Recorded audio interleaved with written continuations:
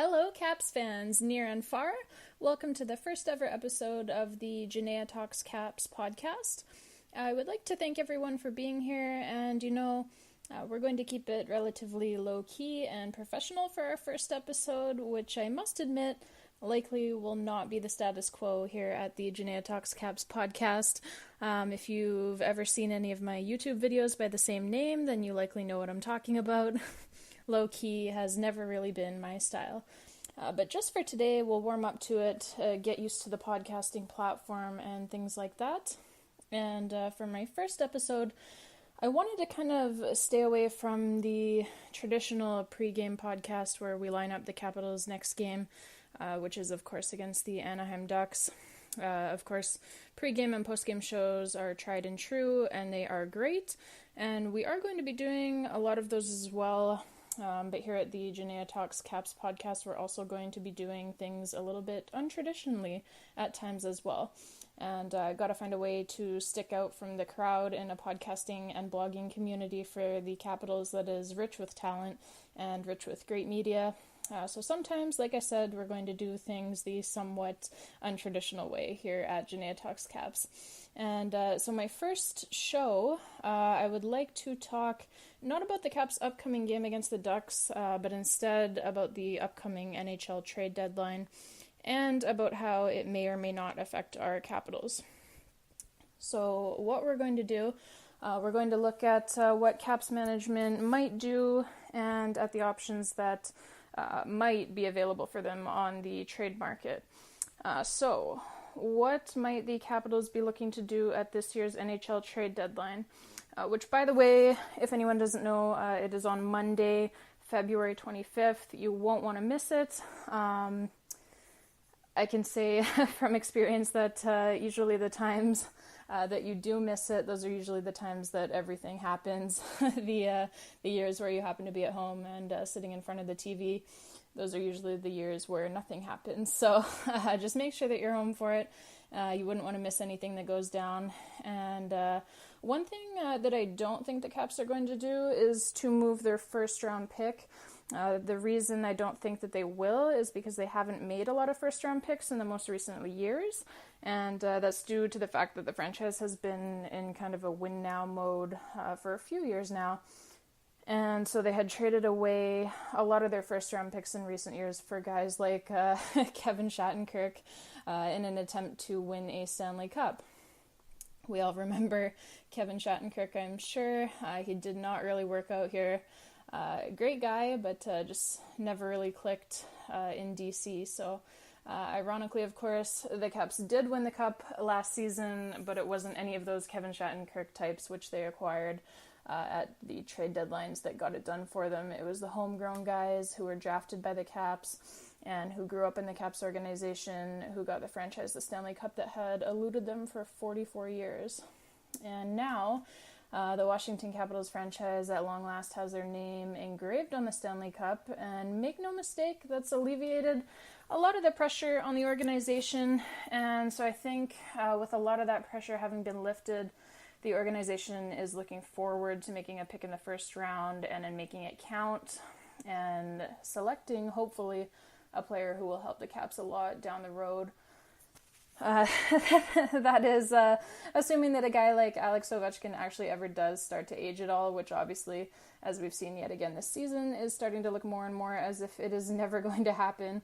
And that would be just fine with me, and I'm sure fine with all of you out there listening as well. But I think with that being said, pardon me, even though that pressure is gone now, the Caps are still a great team with a great owner, and they want to win again, and they feel as if they have a team that can win again now. So I do think the one thing that Caps management is certainly looking to do is to make a hockey trade to improve their forward group. For those listening who are maybe a little bit new to our great sport, first of all, thank you so much for tuning in, and we're so happy to have you. And second of all, basically, when we here at the Janaea Talks Caps podcast, or anyone else, references a quote-unquote hockey trade, we're referring to a player-for-player swap. That's opposed to a trade in which you might exchange draft picks or non-roster prospects or something else of that nature. So it's essentially trading someone off of your current roster and getting back in return another player who will come onto your current roster and start playing in your NHL lineup. And so I think that's probably something that the Caps are definitely looking to do if they can, is to upgrade their forward corps with the hockey trade.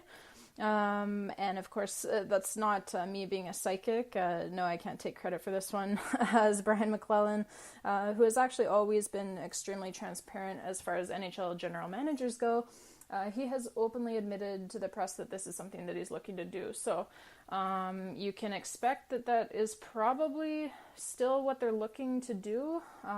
His interview was, I think, a couple of weeks back. It was that he was talking to the press, Brian MacLellan, that is.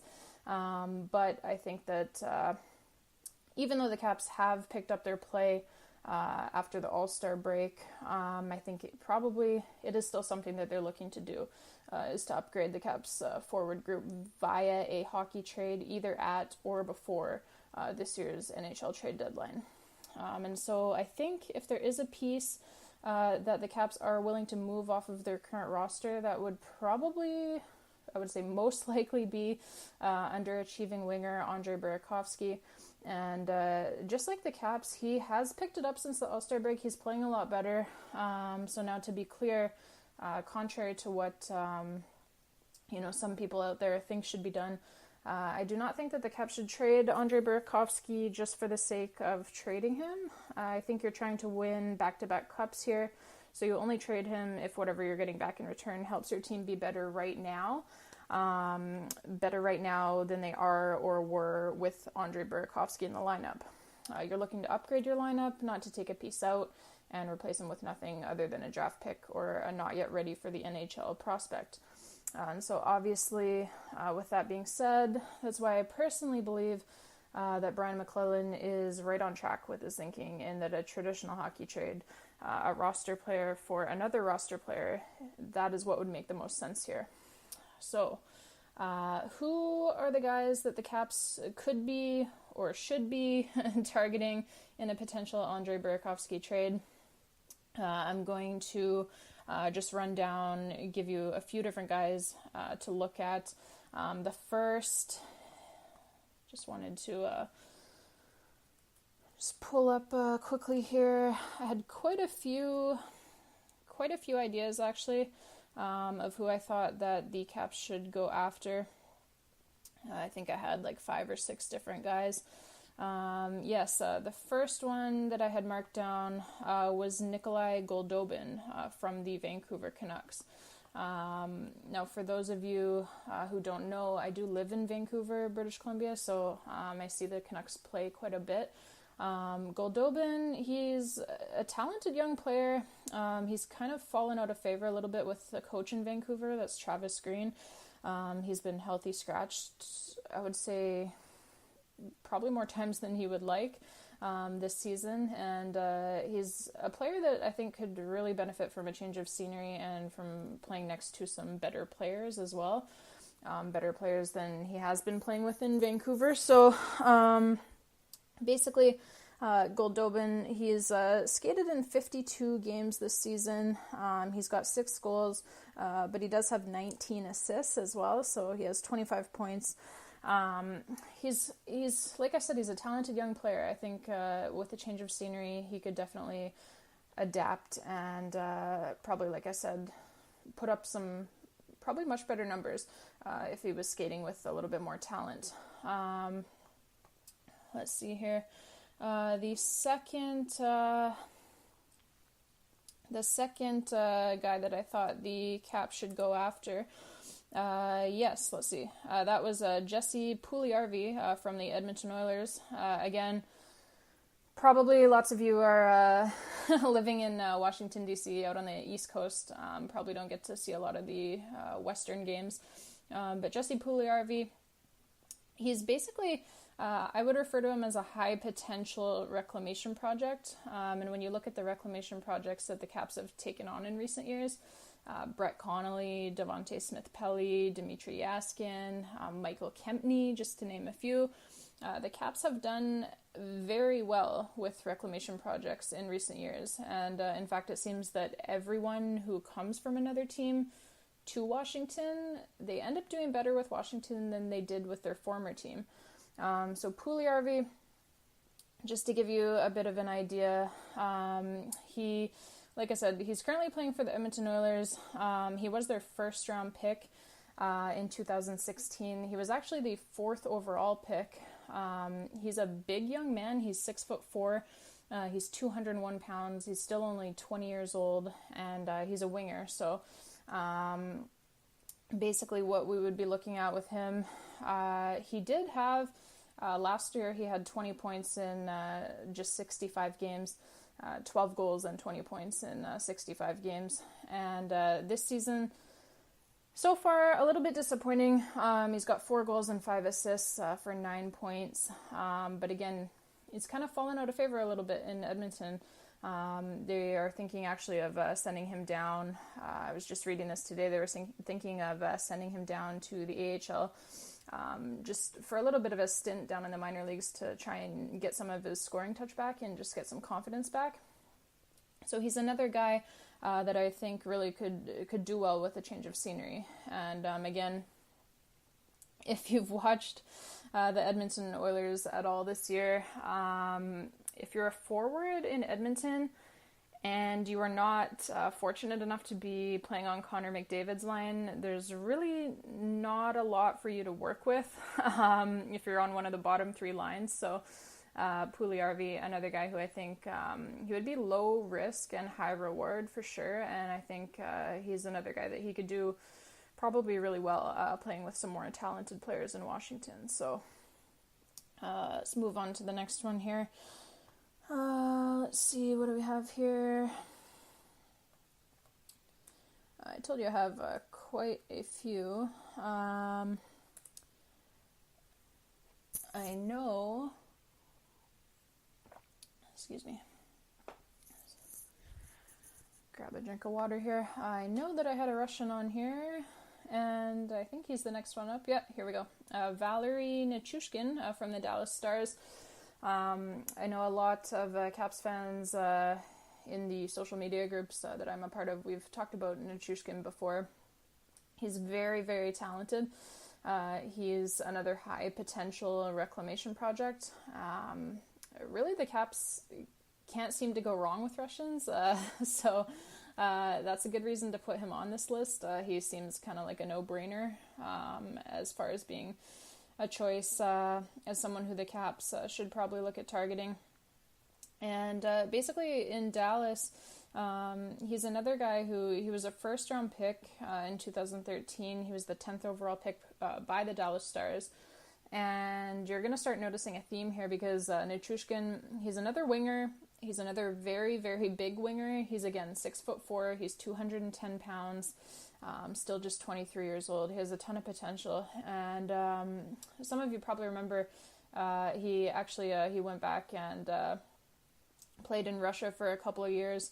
So basically, in his rookie season, he managed to put up 14 goals and 34 points in 79 games for the Stars. There was another year where he played in 79 games. He put up 9 goals and 20 points, so for 29 points. This year, again, a little bit disappointing. He's played in 41 games, so exactly half of a regular season. He hasn't scored yet. He's got 7 assists. But again, when you're looking for kind of guys that you can maybe get at the trade deadline for a low price if you don't want to spend your first round pick. The Caps have been, like I said, they've been very, very good with reclamation projects. They've been able to turn a lot of these guys' careers around. So again, he's talented, high potential, another guy, again, that I think would do really well with a change of scenery and with playing with some more talented forwards. Of course, there is the Alex Ovechkin factor. Russians love to play in Washington.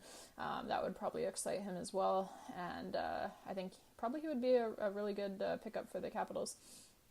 The next guy that I have on here, everybody should know him. It's Marcus Johansson from the New Jersey Devils. Basically, with Mojo, everybody of course knows Mojo. We all already know what he would bring to our lineup. Lots of speed, power play zone entries, which is something that the Caps have struggled with a little bit this season especially. He would really, really, really help in that department. And of course, he's good and responsible on the defensive side, defensive side of the puck as well. He's really matured and grown into being a responsible player defensively. So we kind of saw him blossom that way when he was in Washington. And he does have 10 points in his last 11 games on a really, really bad New Jersey Devils team. So obviously, he brings some offense, but I think the big keys for him are, even if we were to trade Burakovsky, which I think you could probably almost do a one-for-one swap in that situation. But Burakovsky, he's a fast player, so I think if you're trading him, you probably want to get somebody back who is equally, or if not equally, at least almost equally as fast as him.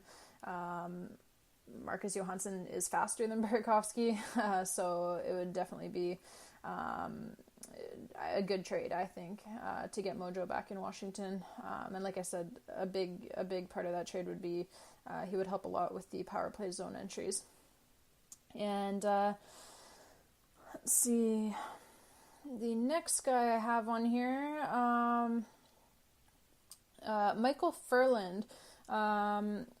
Right now, he plays for the Carolina Hurricanes. I saw him a lot when he was playing for the Calgary Flames, so that's kind of how I got acquainted with him. If you haven't seen this guy play before, you really should, and you're going to know exactly why. Right away, you're going to know exactly why I would want him on the Caps. He's kind of almost like a mini-me Tom Wilson. I mean, I don't want to say mini-me because he's a big guy as well. He is 6'1" and he's 217 pounds. He's a winger. He's a mean guy. He plays with an extreme edge, much the way that Wilson does, and he can score as well. He's got some offense. He's kind of followed the same career trajectory as Wilson, just in the fact that he's gotten better and better over every single year, over every single season that he's been in the NHL. So this season, basically, if you look at his numbers when he was playing in Calgary, his first 3 full seasons, the first season he had 4 goals, 18 points. The next season, he had 15 goals, 25 points. The next season, last season, he had 21 goals, 41 points. Does this sound familiar at all? It sounds a lot like Tom Wilson. And this season, he's played in 50 games. He already has 16 goals and 33 points. So he definitely brings a lot of offense. And like I said, he plays with an extreme edge. And really, can you imagine? Look up some of his highlights and tell me, can you imagine Michael Ferland and Tom Wilson playing on the same team? The rest of the NHL better run and hide if that happens. And I did have a couple more here. Just a couple more guys to look at. Lots of this is, I do put some research into it, but a lot of it is just, I watch a lot of hockey and I'm always constantly thinking of, I'd love to have this guy on the Caps, or I'd love to have this guy on the Caps. And it just so happens that quite a few of them are going to be unrestricted free agents at the end of this season. So a lot of them are being mentioned in trade rumors leading up to this year's trade deadline. The next guy that I have on here is Ryan Dzingel, plays for the Ottawa Senators. We've played against him a bunch of times, so probably you guys are familiar with him. He's a great player, really. He's played in 56 games this season. He's already got 22 goals and 43 points.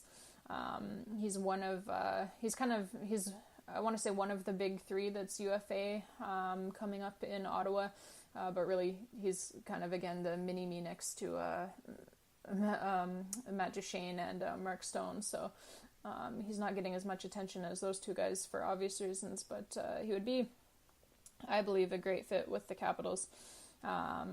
He's got a decent size. He's not huge, but 6 feet, 190 pounds. The Caps obviously are built big, and they want players who can play that way. So he's kind of right on the borderline there. But he's skilled. He can put the puck in the net. He can score. He can distribute. So he would be a good add that way. And the next one, who I have on here, Caps fans are going to love this one. Wayne Simmonds from the Philadelphia Flyers. I know that we do not like the Philadelphia Flyers, but honestly, does anyone not like Wayne Simmonds? I mean, really? Comment if you don't, because I feel like everybody that I talk to really likes Wayne Simmonds, loves the way that he plays. And I doubt that I even have to explain what the Caps would be getting if they got Wayne Simmonds.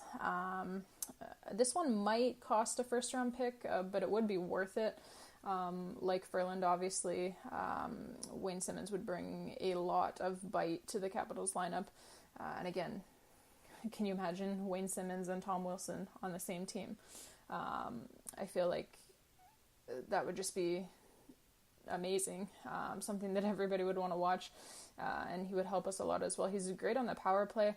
I don't think that he would get onto our top power play unit, just because of the fact that Wayne Simmonds, he plays in that net front area, like he plays kind of right down low in front of the net. On the Caps first power play unit, that's kind of TJ Oshie's spot. I don't think that you're going to see that spot being taken away from Oshie anytime soon. But Simmonds, he could play on the second power play unit and give that unit a huge boost. He's got obviously quite a bit of offense. He's been consistently, or I should say, he's been consistent in his offense pretty much every year. He's had career highs a couple of times of 60 points, and he's topped 30 goals a couple of times as well. He's gotten close to 30 goals another few times, and this year he's got in 58 games he's skated in so far, and he's already got 16 goals, 27 points. So he obviously would add a lot to any team that he goes to, but really is going to be just a great pickup for anyone that's lucky enough to get him. And I think I had one more guy on here. Let me just have a look here. I kind of made notes of the guys that I wanted to make reference to. Let's see here. Just grab some water here as well. Yes. Caps fans will recognize this name as well. Carl Hagelin from the Los Angeles Kings. We're pretty familiar with him in Washington. Of course, he played for the Pittsburgh Penguins most recently, but even before that, he played for the New York Rangers. So two of the Caps' biggest rivals. So Caps fans very familiar with Hagelin's game. It's pretty obvious anyway, if you've seen him play, what he would add to the team. Speed, and more speed. He would definitely represent an upgrade to our bottom six forwards, as well as providing a valuable boost to a penalty kill that has been both extremely overtaxed and terrible for much of the season. The penalty kill, it is one of those things that it's greatly improved for us since the All-Star break, but you can always use more help on it.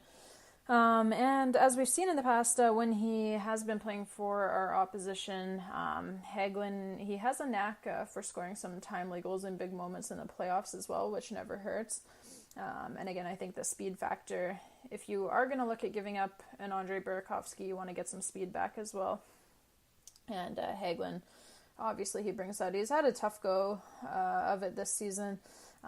Time split between Pittsburgh and Los Angeles. He's only got 2 goals on the season, but obviously that's a little bit unusual for him. He's usually more productive than that, and the intangibles really that he brings are more valuable anyway. Like I said, the speed, He backs guys off, he can get the pucks, he can beat out icings, and the penalty killing as well is a huge reason why any team would want to go after him at the trade deadline.